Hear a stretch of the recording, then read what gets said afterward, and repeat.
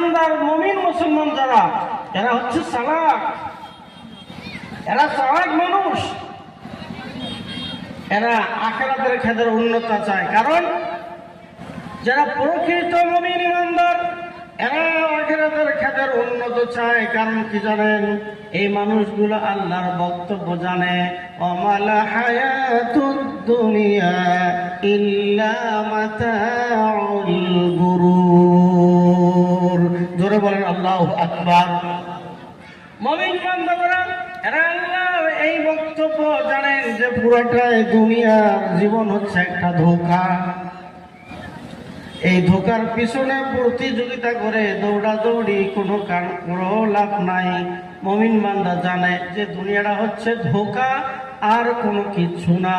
সুতরাং মুমিন বান্দা যারা আছে দুনিয়ার ক্ষেত্রে উন্নত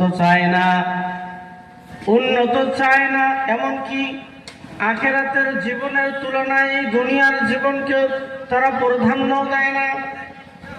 কি জন্য প্রাধান্য দেয় না? তারা আল্লাহর ভাষা জানেন। বাল তুসিরুনাল হায়াতাদ দুনিয়া ওয়াল আখিরাতু খায়রুন ওয়া আবকা। মুমিন বান্দা ভালোভাবে জানেন যে এই দুনিয়া হচ্ছে অস্থায়ী, এখনই আছে এখনই নাই। কুল্লু মান আলাইহা ফান। এমন একটি সময় এসে যাবে শুধু একটু হেলা হওয়ার সঙ্গে সঙ্গে এই দুনিয়া টুকরা টুকরা ছিন্ন বিচ্ছিন্ন হয়ে যাবে, কিচ্ছু থাকবে না। যেই বস্তু কিচ্ছুই থাকবে না, চুরমার হয়ে যাবে, শেষ হয়ে যাবে। তার অগ্রাধিকার প্রাধান্য দিয়ে লাভ আছে? কোনো লাভ নাই। আর আখিরাত হচ্ছে উত্তম। দুনিয়ার জীবনের চেয়ে আখিরাতের জীবন হলো উত্তম। এমনকি আবকা, স্থায়ী, যার কোনো শেষ নাই।